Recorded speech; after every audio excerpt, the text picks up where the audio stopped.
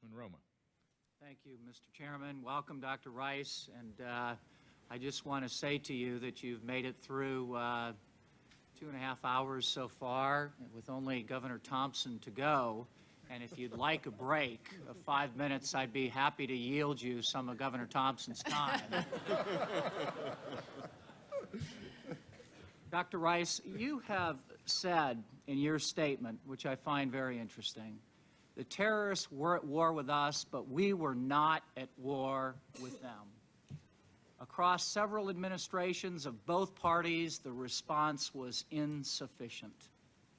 And tragically, for all the language of war spoken before September 11th, this country simply was not on a war footing. You're the National Security Advisor to the President of the United States. The buck may stop with the President. The buck certainly goes directly through you as the principal advisor to the President on these issues. And it really seems to me that there were failures and mistakes, structural problems, all kinds of issues here leading up to September 11th that could have and should have been done better.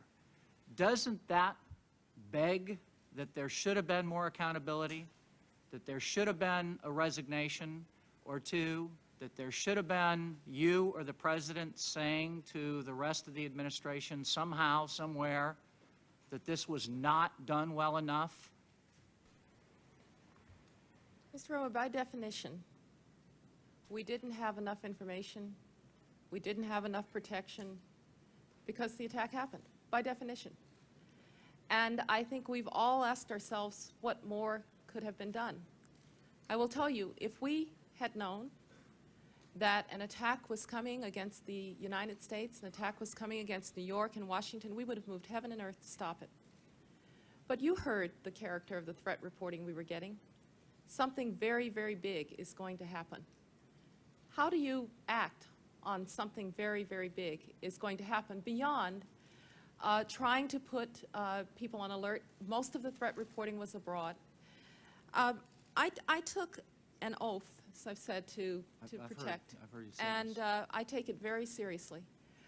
I know that those who attacked us that day, and attacked us, by the way, because of who we are, no other reason, but for who we are, that they are the responsible parties for the war that they launched against us, But Dr. the attack Rice, that they made, and that, you have that said our several times responsibility you have is said to several times that your responsibility being in office for 230 days was to defend and protect the United States.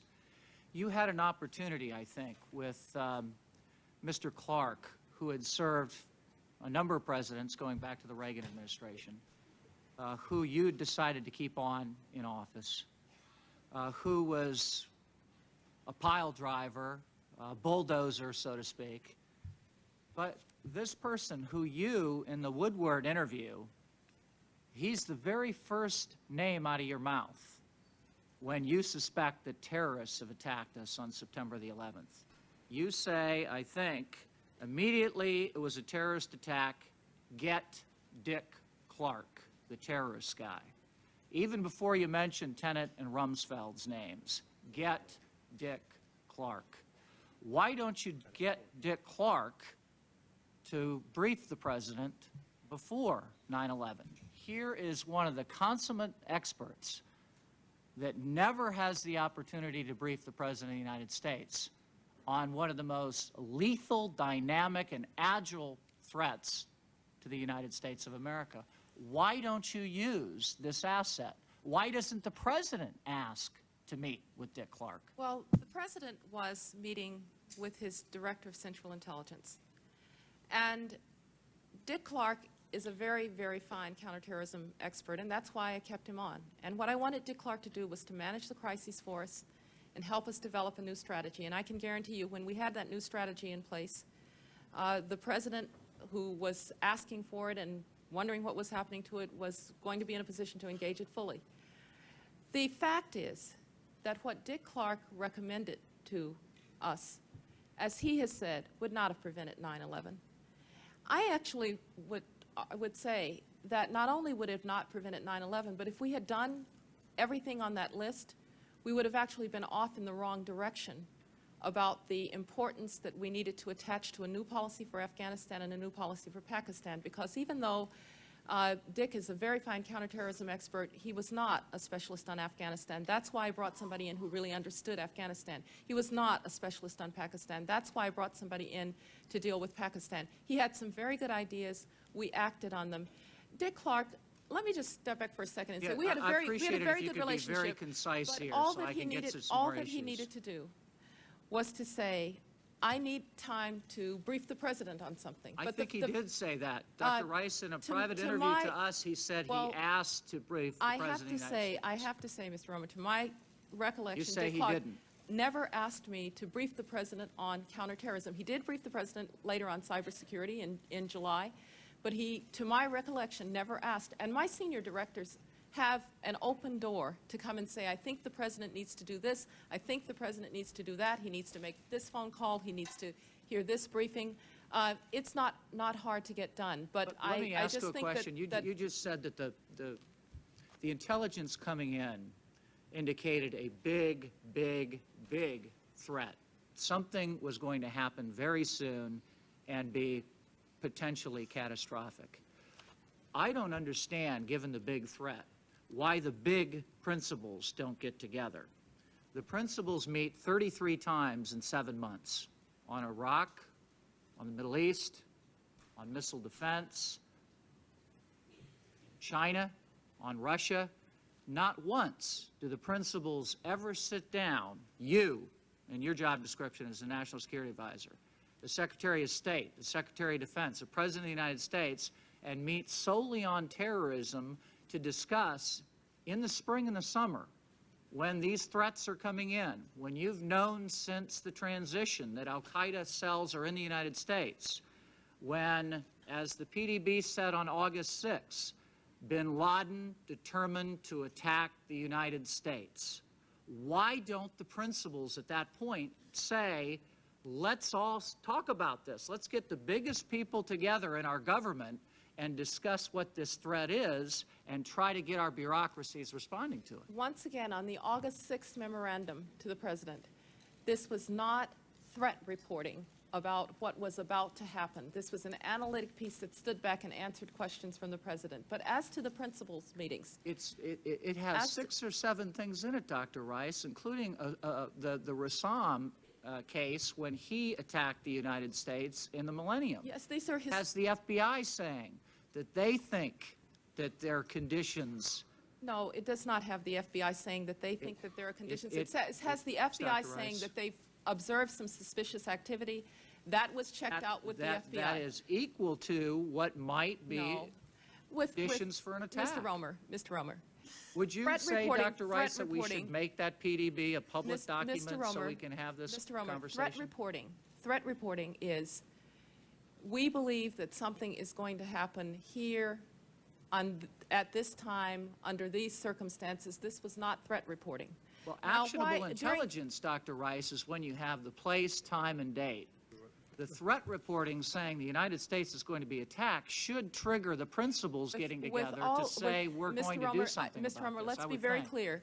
The PDB does not say the United States is going to be attacked. It says bin Laden would like to attack the United States. I don't think you frankly had to have that report to know that bin Laden would like to attack the United States. So why The aren't threat you re- doing the something threat about that reporting- earlier than August 6th? The threat then? reporting to which we could respond was in June and July about threats abroad. What we tried to do just because people said you cannot rule out an attack on the United States, was to have the domestic agencies and the FBI together to just pulse them and let them be on alert. But there was I nothing agree that with suggested that. there was going to be a threat to I the agree United with States. that. So, Dr. Rice, let's say then, the FBI is the key here. You say that the FBI was tasked with trying to find out what the domestic threat was. We have done thousands of interviews here at the 9/11 Commission.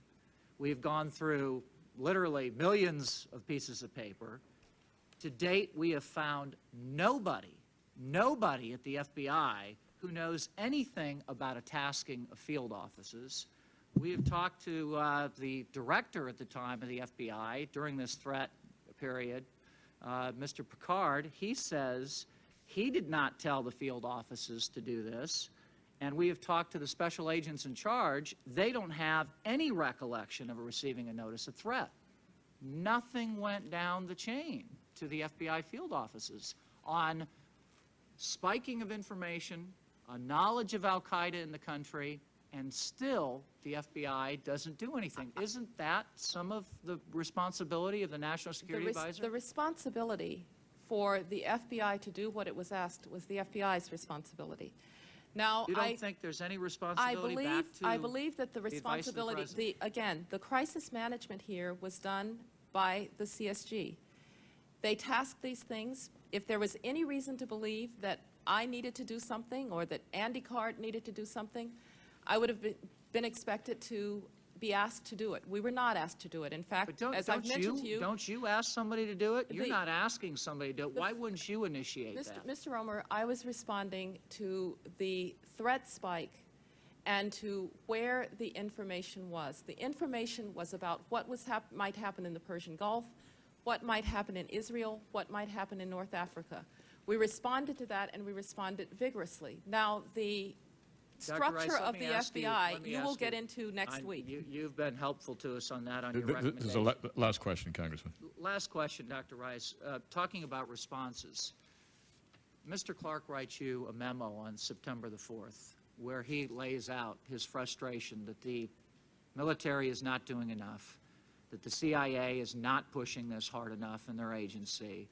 And he says we should not wait till the day that hundreds of Americans lay dead in the streets due to a terrorist attack, and we think there could have been something more we could do. 7 days prior to September the 11th, he writes this to you. What's your reaction to that at the time, and what's your response to that at the time? Just one final point I didn't quite complete. I of course, did understand that the Attorney General needed to know what was going on, and I asked that he take the briefing and then asked that he be briefed because, again, there was nothing demonstrating or showing that something was coming in the United States. If there had been something, we would have acted on it. I think we should make this document public, Dr. Rice. Would you support making the August 6th PDB public? The August 6th PDB has been available to you. You're describing it. You're describing it. And the August 6th PDB was a response to questions asked by the President, not a warning document. Why wouldn't it be made public then? Now, as to, I think you know the sensitivity of presidential decision memoranda, and I think you know the great lengths to which we have gone to make it possible for this commission to view documents that are not generally, I don't know if they've ever been made available in quite this way. Now, as to what Dick Clark said on September 4th, that was not a premonition nor a warning. What that memorandum was I was getting ready to go into the September 4th principals meeting to review the new NSPD and to approve the new NSPD. What it was a warning to me that the bureaucracies would try to undermine it. Dick goes into great and emotional detail about the long history of how DOD has never been responsive, how the CIA has never been responsive, about how the Predator has gotten hung up because the CIA doesn't really want to fly it.